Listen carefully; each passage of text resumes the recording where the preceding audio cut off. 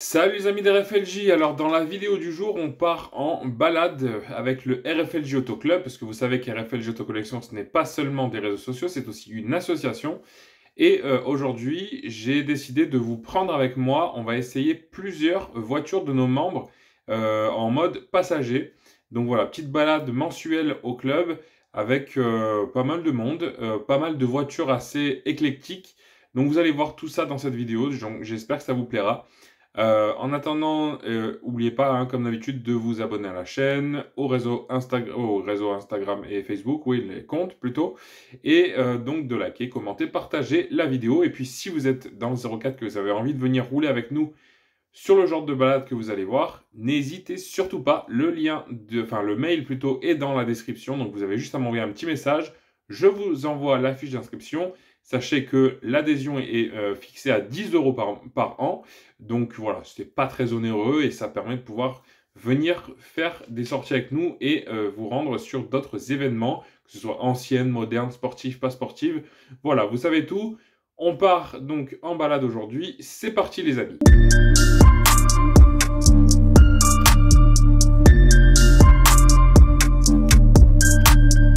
Bon, avant de partir, je vous montre les forces en présence. Donc là, on a la Swift aujourd'hui, on a la Sirocco, on a l'A5, on a la MX5. Là, on a magnifique auto. On va l'essayer tout à l'heure, on fera un tour. Citroën C6. Ma Laguna aujourd'hui, elle reste au parking. Comme ça, je peux essayer les voitures des copains. La Focus RS que vous avez déjà vu dans d'autres vidéos, la 205 de René, la Hyundai i20N que vous connaissez aussi, une petite Mazda 3 des familles. Et on va commencer la sortie avec cette Abarth Punto Super Sport de Marie. Vous l'avez déjà vu, elle avait une Punto blanche avant et là, elle a enfin pu acheter son jouet Abarth. Donc on va aller voir tout ça un peu. Il paraît qu'elle aime bien taquiner la pédale d'accélérateur. Allez, on va aller voir tout ça. Je vous reprends une fois qu'on est bien installé. Bon, ça y est, je suis installé dans l'Abarth. Donc là, on fait un petit morceau de route assez sympathique. Alors du coup Marie, est-ce que tu peux nous dire un peu ce que c'est comme voiture, comme moteur, etc. Du coup c'est une 1,4 litre turbo de 180 chevaux. D'accord. Avec 270 Nm de bout. Ouais. Et voilà, la voiture elle est de 2013. D'accord. Et elle a le bloc routière, c'est ce qui gère l'injection électro-hydraulique. D'accord.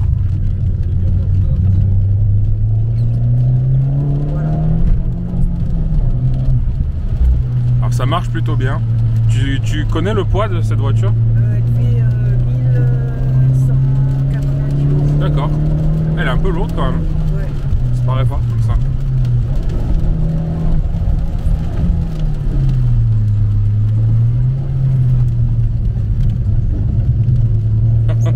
Tu tapes des trucs que je serais pas capable de faire. Le virage, non, j'aurais eu peur de glisser, j'aurais freiné.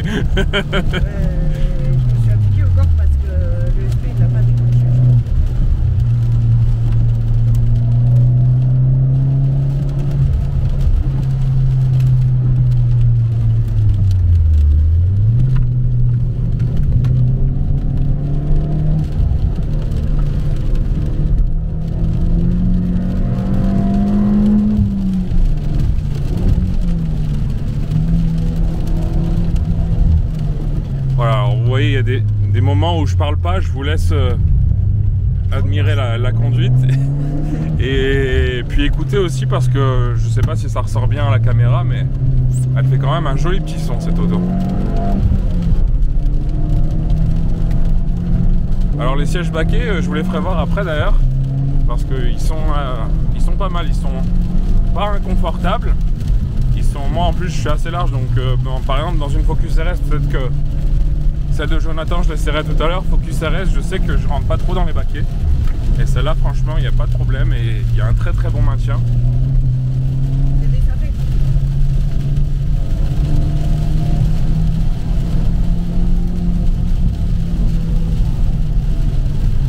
Bon, alors je vous rassure, hein, Marie, Gwenaël, Jonathan, c'est des personnes qui ont l'habitude de conduire à des allures assez dynamiques. Donc ils savent ce qu'ils font. C'est pas des illuminés.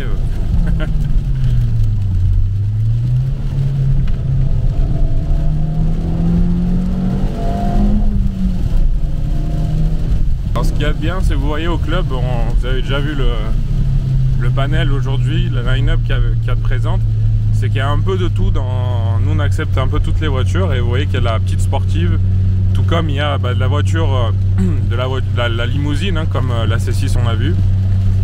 Il y a de la Youngtimer comme la 205, le Sirocco, la Laguna aussi, qui est du coup je la roule pas là aujourd'hui, mais donc si vous êtes dans le 04, bah, vous n'hésitez surtout pas, hein, si vous voulez venir rouler avec nous, vous êtes tous les bienvenus, même si vous avez vu une Mazda 3, hein, une voiture assez classique qui est limite incognito quand elle passe dans la rue, elle est bienvenue aussi au club aussi, donc voilà, vous n'hésitez surtout pas. Nous c'est un plaisir de venir à votre rencontre et d'essayer vos voitures et de voir un petit peu la passion automobile sous la forme que chacun a envie de lui donner. Bon allez, maintenant je change d'auto, je vais aller avec un autre fou de la route, je vais faire un tour de Focus RS. Allez, c'est parti, je vous reprends. Bon là j'ai changé de gabarit, du coup vous l'avez vu, donc là on est sur une voiture plus grosse, plus puissante. Du coup Jo, c'est quoi, parle-nous un peu de ta voiture, qu'est-ce que c'est comme motorisation, etc. Alors c'est une Focus RS MK3, ouais. Un modèle de 2017. Donc c'est un moteur 2 litres 3 EcoBoost qui développe d'origine 350 chevaux et le véhicule est en 4 roues motrices. D'accord. Bon alors, tout de suite là, la première accélération, j'ai direct senti la différence avec la Bart qu'on vient juste d'essayer. Bon alors la Bart elle marche très fort, mais celle-là on sent que c'est quand même un niveau au-dessus. Et ouais, très impressionnant, vous allez le voir. Putain, elle donne des coups.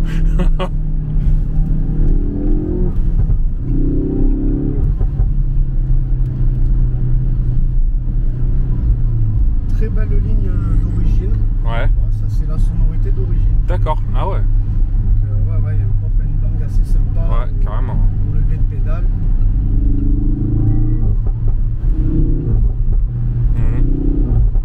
J'espère que vous entendez bien la caméra parce que franchement c'est assez agréable.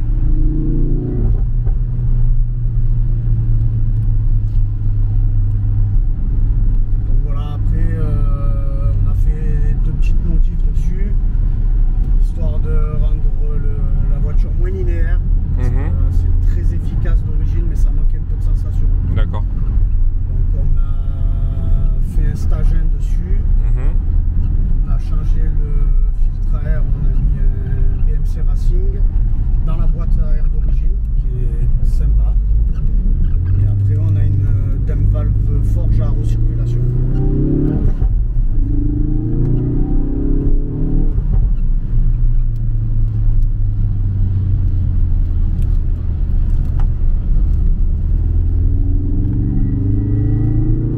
Putain, le bruit du turbo c'est impressionnant.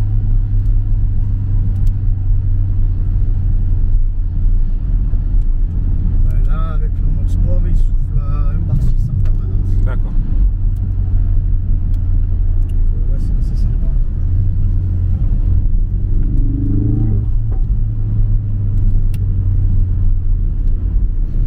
Alors au niveau intérieur, du coup, comme je vous le disais, les baquets sont un peu plus étroits que sur la Bart. Mais une fois qu'on y est, on s'y fait quoi. Le maintien, il est vraiment... Ouais, tu es très fort, enfin très bien maintenu et c'est pas désagréable, ils sont pas inconfortables non plus, je trouve. Oui, parce qu'en fait c'est le pas de confort, là on a l'intérieur confort. D'accord. Après il est possible de l'avoir avec les baquets Recaro, les CS, ce qu'ils appellent. Donc c'est un peu comme les baquets comme tu trouves sur les Audi et sur les Mégane. D'accord. Mais par contre il n'y a pas de réglage en hauteur du siège.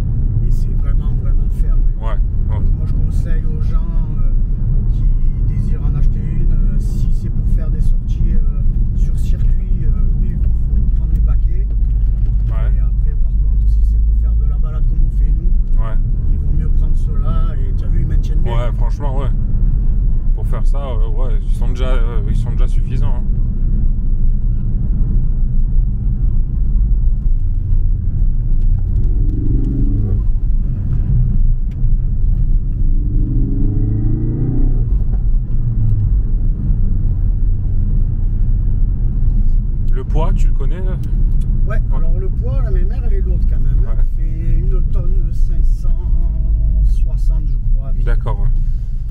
Ouais, le groupe propulseur à 4 roues motrices, ça alourdit le véhicule. Ouais.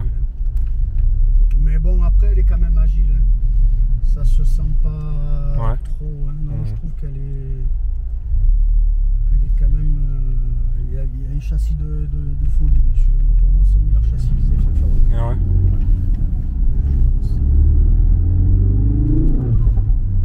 Faut savoir que c'est 40% plus ferme qu'une ST. Quand on roule en mode confort et quand on met les suspensions sport, ça raffermit encore de 40%. D'accord. Là, c'est pour ça qu'on sent vraiment toutes les aspérités de la route. Après, si je l'enlève, je vais l'enlever. Tu vas voir qu'on va regagner de la souplesse. C'est moins tape-cul. Tu vois la différence? Ouais, c'est vrai. On sent moins les défauts, c'est vrai, qui bossent de la route. Ouais. Après, c'est ce qui fait son charme, c'est qu'elle est polyvalente. Tu peux vraiment l'utiliser en véhicule de tous les jours. Ça roule mieux qu'une Subaru en véhicule de tous les jours. Ben ouais, regarde, c'est clair qu'elle est souple là. Le moteur est souple. Après, tu vas voir, je vais te la remettre en configuration d'origine, c'est-à-dire sans le stage, et tu vas voir la différence. Tu vois, là, on a 4 boutons, donc là on est en sport. Après il y a un mode circuit qui te déconnecte tout. Le fameux mode drift que malheureusement je peux pas trop utiliser parce que chez nous on n'a pas. Il faudrait des grands parkings et des circuits, mais on n'a rien. Et là je vais la repasser en mode normal. Donc tu vas voir, là ça va bien marcher, mais au niveau des sensations tu vas perdre.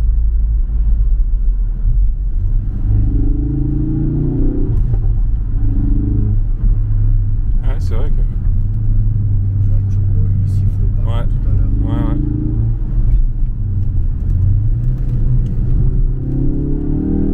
Ah ouais, c'est impressionnant la différence. Ouais, en fait, c'est pas tant les chevaux parce qu'il y a que 20 chevaux d'écart, mais c'est surtout le couple. D'accord. Le couple d'origine est à 420 Nm avec un overboost qui monte à 470. Et là, avec la Roprog, on est à 587. Donc ouais, tu vois, ça fait plus de 100 Nm de gagné. C'est ce qui fait que tu as ce petit coup de pied au cul qui manque pour ma part d'origine.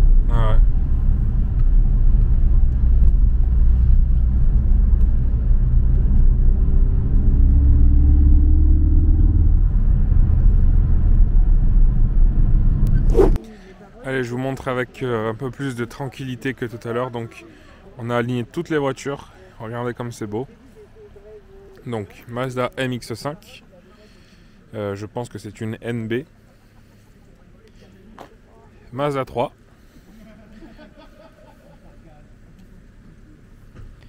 Avec d'ailleurs un moteur HDI, je crois, de Peugeot. La 205 de notre ami René. La Juju. La Punto Abarth, du coup, celle qu'on a essayé en début de vidéo. Très très sympa. Donc en super sport, on voit qu'il y a un sticker là sur le capot. Et puis l'arrière, on a aussi le logo Super Sport. Ensuite là, on a la merveille. La C6. Voilà, la C6, voiture qui nous fait rêver. Et elle, du coup, pour preuve, c'est une voiture qui a appartenu entre guillemets à l'État. Ah ouais? Ah oui, c'était une voiture. Celle-là ou? Ah, celle-là. Ah bon?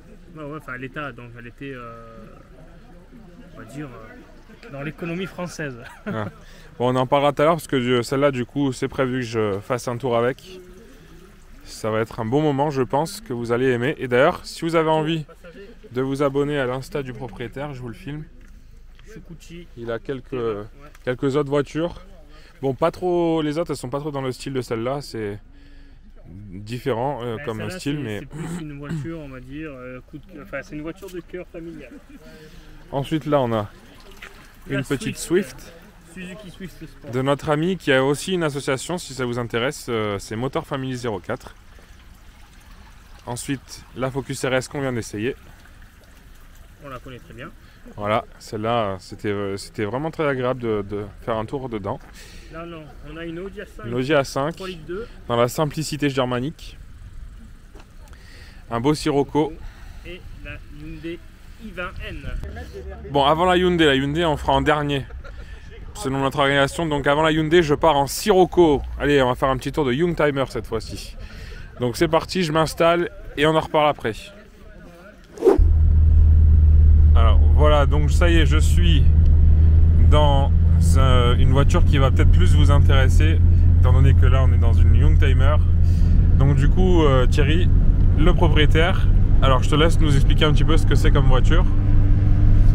La voiture, c'est un Volkswagen Sirocco 16 soupapes de janvier 1986. D'accord.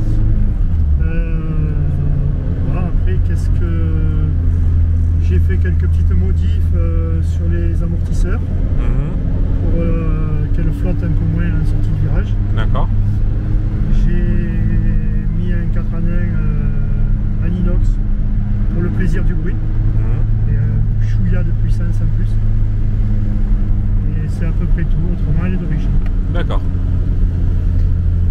Voilà, vous le voyez, on est vraiment dans un tout autre univers que ce qu'on vient d'essayer. On est... voilà, on entend, on sent, on a vraiment les sensations qui sont totalement différentes.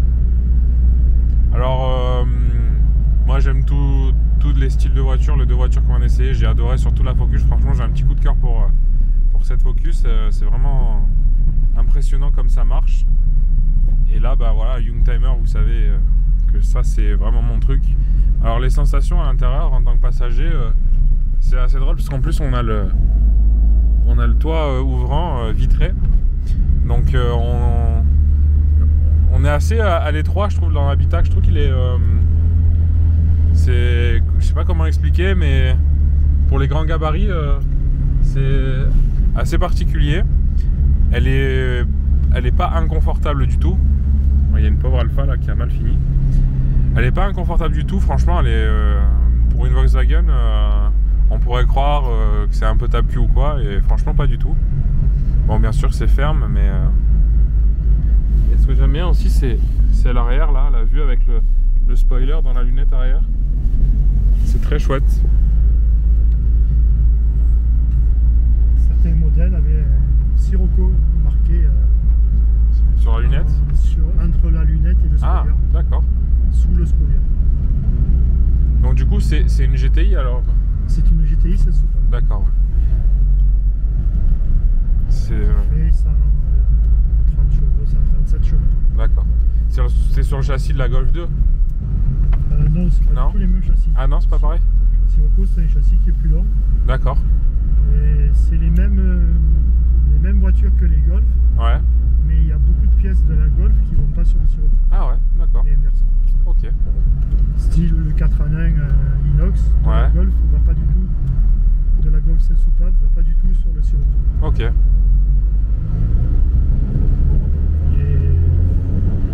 j'ai changé quoi, des pastilles de l'arbre à cam, de la sortie là, sur les côtés, parce qu'elles fuyaient, et celles du Golf sont différentes. D'accord. La pompe à injection est placée à l'inverse. Une elle est à droite, l'autre elle est à gauche. D'accord.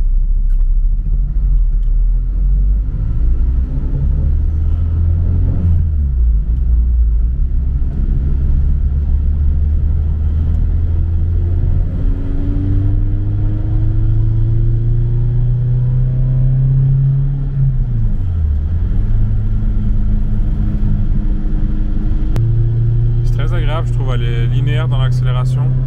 Le son, c'est juste superbe. À la ligne inox, ça change beaucoup. Ouais. Elle est très agréable comme voiture.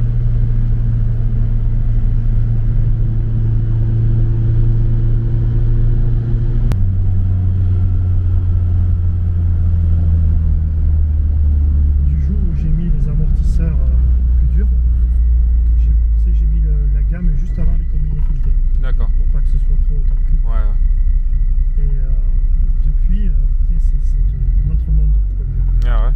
Avant, dès que je faisais ça, là, J'avais le devant, il était. Ah ouais, d'accord. On cherchait la route. Ouais. J'aime bien ces stops ici.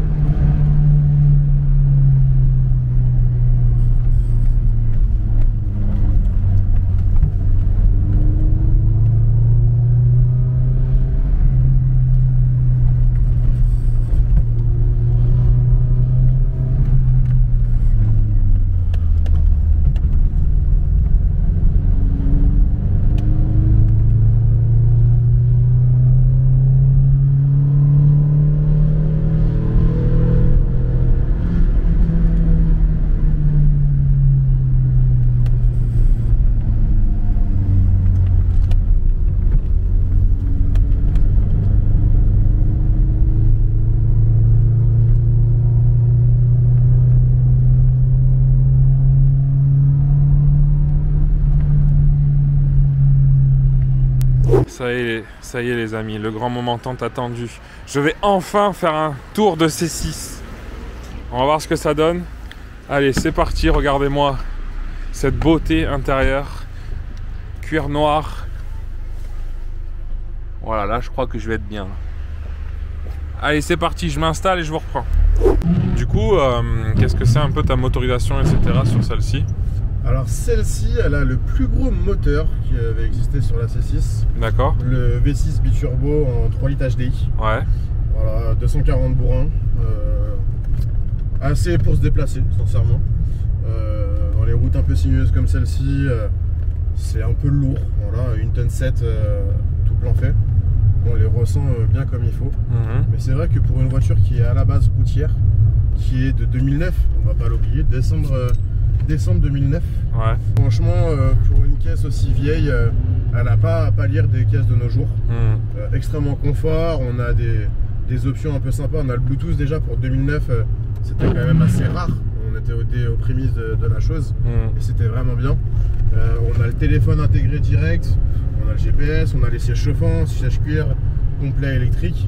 Quand on sait que de nos jours, certaines BM qui coûtent 35 000 balles n'ont même pas les sièges électriques alors qu'elles sont censées être confort, c'est un peu triste. Ouais. Petite pensée à mon père qui a acheté un 520D et qui n'a pas les sièges électriques. On verra, ça les fera sourire. Mais non, sincèrement, effectivement, c'est une voiture qui est très lourde. La boîte n'est pas hyper réactive. Mais là, on est dans des routes on y va quoi. Ouais. On n'est pas en train de rouler à 20 km/h. Sincèrement, je suis impressionné. Et ça va quoi. Et j'ai pas. Oh, j'ai cru que c'était la flic. Ouais, ça va, il n'y a pas. Oui, t'as un peu l'effet bateau, mais ça se défend bien. Voilà. Tout à l'heure, on roule avec d'autres caisses devant, ça va bien. Le biturbo souffle, donc on a de la reprise, on a du couple, on a de l'allonge. C'est de la belle route. Voilà, franchement, il y a de quoi faire. On s'amuse bien. Et franchement, c'est impressionnant la tenue de route qu'elle a. C'est ça. Il y a beaucoup de gens qui connaissent cette voiture-là dans mon entourage et qui disent oula, petite 205, s'amuser. Je sais pas ce qu'il nous fait là, le René. Mais il y a plein de gens qui connaissent cette voiture qui disent ouais, j'aime pas monter dedans, elle est bateau, je suis trimballé dedans. Et en fait, faut juste un peu à prendre sur soi aussi. C'est pas la i20N du collègue, ou c'est pas la Bart, mais vraiment pour une caisse qui a ces proportions-là, c'est incroyable d'avoir ça. Mais carrément. Et la route, elle est pas sèche. Franchement, j'ai pas les meilleurs pneus de la terre. Et on est là, et franchement, on s'accroche. Là, tout à l'heure, les gars, on roulait un peu. Ouais, j'étais derrière eux à les coller, ça y va. Est-ce qu'ils vont me laisser passer ou pas, à ton avis? Je sais pas. Ouais, non, franchement, c'est vraiment chouette. Je suis trop content de faire un tour de C6 aujourd'hui. C'est une voiture qui commence à devenir mythique au niveau, enfin, pour les collectionneurs. Et, surtout avec cette motorisation-là, il y a eu beaucoup de 2 litres 2 et de 2 litres 7 mis en circulation. Enfin, même si la production n'est pas énorme. Voilà, on est sur un marché de niche déjà de base, sur la C6 de base. C'est ça. Maintenant, le truc, c'est qu'effectivement, en 3 litres comme ça, bah, c'est vraiment extrêmement rare. Il y a eu énormément de problèmes de fiabilité sur la voiture, faut pas l'oublier. Voilà, pour l'instant, elle va bien, mais je suis pas à l'abri que demain je démarre et elle me dise tiens, défaut d'airbag, défaut de ceci, défaut de cela.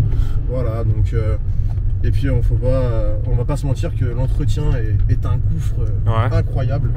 Voilà, les pneus elles les bouffent à une vitesse. Bah là, ce train là, ça fait 12 000 bornes que je les ai. Il faudra déjà que je les change. Voilà, ils sont vraiment déjà à un stade de fatigue avancé. Pas non plus morts, mais je sais que le prochain contrôle technique, il faudra les faire. Mais non, la vidange aussi c'est pareil. Il y a tellement de cash à enlever, il y a tellement de trucs. Bah ouais, on se retrouve à une vidange au lieu d'en faire la vidange en 1 heure, t'en as pour 3 à 4 heures. Voilà, c'est un enfer. C'est un enfer complet. Les turbos fatiguent très rapidement, mais on est là quoi. Putain, elle est vraiment chouette. Nous avec mon père, elle appartenait à mon père avant. Ça doit être génial pour voyager avec. Ah ouais, bah moi à l'époque j'étais derrière, j'étais encore trop jeune pour conduire. Et puis avant qu'il la lâche pour d'autres raisons, que moi je la récupère, il voulait la lâcher à personne ne la conduisait. Mes frères ont eu la chance de la conduire, c'était déjà quelque chose de fou à l'époque. Voilà. Et ouais, moi à l'arrière, je m'endors pas en voiture, c'était l'une des rares bagnoles où je m'endormais quoi. Vraiment, les sièges à l'arrière ils s'allongent, chauffant. Vraiment, c'est d'une délicatesse, c'est un velours. Voilà, là, elle passe les vitesses tranquilles, régulateur de vitesse, et je me prends plus la tête quoi. C'est ça.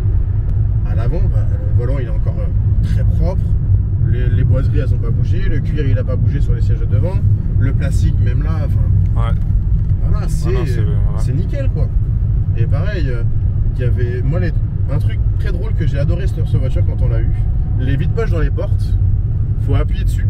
Et oui, en gros, je le ferai voir ça après. C'est plein de petites attentions qui ont été portées à l'époque, qui ont pour certaines ont été mal apportées, mais qui ont été vraiment prévues pour que la voiture soit incroyable. L'affichage tête haute, genre, il y a plein de voitures de nos jours qui l'ont pas. Et compteur digital aussi. Ah oui, compteur digital 2009. C'est fou. Et en plus, il est très joli, je trouve. Franchement, c'est clair. Franchement, il est raffiné, il est pas trop tape à l'œil. Il est pas pixelisé ou quoi. Tu pourrais avoir un truc un peu pourri. Et ben non.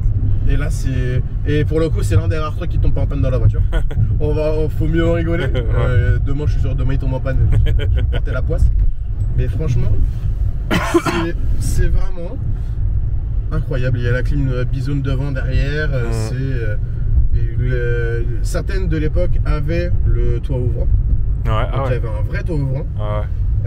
Ou le lecteur CD comme moi j'ai dans celle-ci. Et non, le coffre il est immense. C'est con à dire, mais le coffre il est très profond. Vraiment. Et pour quand t'as 2 gamins, que tu pars avec père, mère, 2 enfants, t'en charges des choses dedans quoi. Et puis la voiture, tu peux la charger à bloc derrière, elle bougera jamais, elle ne sentira jamais le poids. C'est clair. Faut pas oublier que ce bloc là, le 3 litres HDI, le 3 litres BTDI HDI, c'est le même bloc qu'il y avait dans les Jaguar et Land Rover. D'accord. C'est un bloc PSA, sauf que donc dans les Jaguar et les Land Rover, la différence qu'il y a, c'est la boîte de vitesse. La boîte de vitesse, celle-ci est une Citroën, que sur Jag et Land, c'est une boîte Jag. Et en fait, le même bloc avec 0 changement à part la carto, c'est 300 chevaux. D'accord. Voilà. Les X-Type et les S-Type de l'époque sortent 300 chevaux. C'est pas le Discovery, c'est le Sport, je crois, chez Range, qui sort 290, je crois. Pareil, qui fait une tonne 7 ou une tonne 8, qui pèse un âne mort, mais qui roule super bien. Mais aujourd'hui, si je veux aller à 300, bah la boîte en fait elle est trop faiblarde. D'accord. Voilà. Ouais. Le moteur, lui, se plaindra jamais. Les turbos sont surdimensionnés pour la carto actuelle. Le bloc est très costaud, à part les coussines bielles. Mais sur celui-ci, elles ont déjà été faites il y a 4 ou 5 ans. Donc on est bien. Mais le moteur pourrait prendre 300 chevaux facile, quoi. Peut-être un jour. Ça me trotte dans la tête, sincèrement. La puissance, on s'y fait très rapidement. Et puis même, on va pas se mentir, je suis pas. Mon père était très puriste. Moi, je le suis un peu moins. Et j'ai beaucoup de défauts de FAP et d'antipollution dans la généralité. Ouais. Et du coup, la question se pose de FAP off, kata off. Vraiment pour pallier déjà à ce problème-là et pour le libérer un peu. Ouais. Voilà, c'est bête à dire, mais ça peut faire quand même du bien. Bon, il y a beaucoup de choses qui ont été dites. Ce que je te propose, si t'es chaud, c'est qu'un jour on se fasse une vidéo complète sur une présentation complète de ta voiture. Ça serait avec un immense plaisir. Eh bah écoute, ce serait super. Je pense que ça plairait beaucoup à nos suiveurs. Et faire vraiment un beau sujet sur cette voiture, je pense que très très complet, ça pourrait être chouette. Donc écoute, merci déjà pour ce petit tour. Avec grand plaisir. Et du coup, bah, on se dit à bientôt pour se retrouver autour de cette super voiture. À la prochaine. Allez, la dernière, Hyundai i20N. Et là, il y a un vrai pilote, hein, même si lui dit le contraire. Mais on va aller bien s'amuser. C'est parti, je m'installe et je vous reprends. C'est la dernière. Allez, go.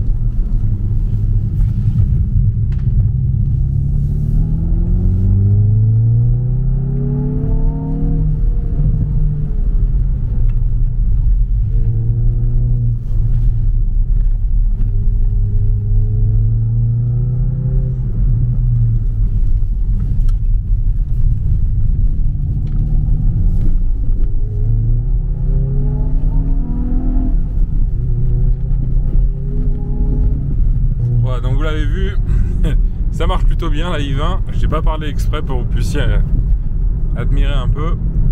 Alors, du coup, c'est une Hyundai i20N, ouais. Donc de 2023, celle-ci, avec le 1.6 TGDI de 204 chevaux. D'accord. Avec donc avec un autobloc de série. Et 200, si je dis pas de bêtises, 265 ou 275 Nm de bout. D'accord. Ok. Bon, donc, du coup, c'est la plus récente du jour. Et en plus, bon, là, vous pouvez voir les voitures modernes, enfin récentes, elles ont toujours des intérieurs assez sympas au niveau signature lumineuse. Donc là, c'est bien, on est de nuit, vous pouvez voir un petit peu l'ambiance, enfin de nuit. Le jour se couche, le soleil se couche. Moi, j'aime bien, c'est le petit vide-poche là, en bleu, là, ça fait très sympa. Et après, niveau multimédia, etc., elle est au goût du jour. Niveau conduite, elle est très agréable, encore une fois. Comme globalement toutes les voitures qu'on a eues aujourd'hui, elle est assez confortable quand même pour une sportive. Et elle a l'air de bien marcher.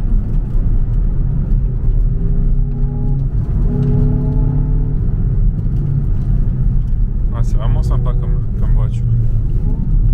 Le son moteur, il est très sympa aussi.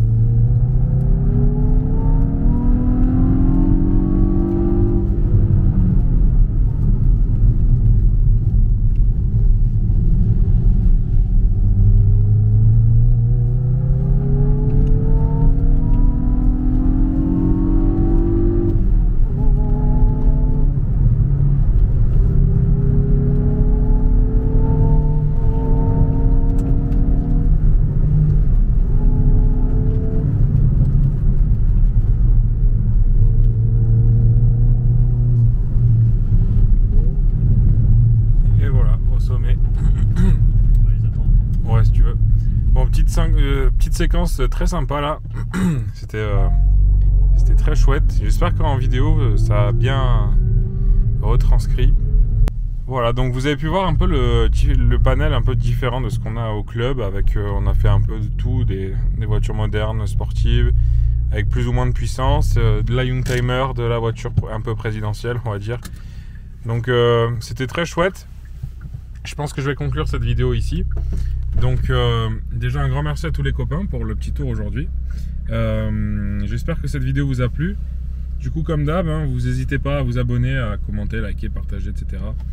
Et puis si ça vous dit, dites dans les commentaires si vous avez aimé ce format. Je pourrais refaire ça sur de prochaines balades, parce que du coup j'ai bien aimé essayer un peu les voitures des copains aujourd'hui, donc je pense que je le referai. Et donc si ça vous a plu, à l'occasion je pourrais filmer à nouveau avec d'autres voitures, parce que vous avez vu que j'ai pas fait toutes les voitures, mais du coup les prochaines fois je pourrais essayer les autres voitures. Donc voilà, donc merci d'avoir regardé cette vidéo, on se dit à bientôt, portez-vous bien. Ciao ciao tout le monde.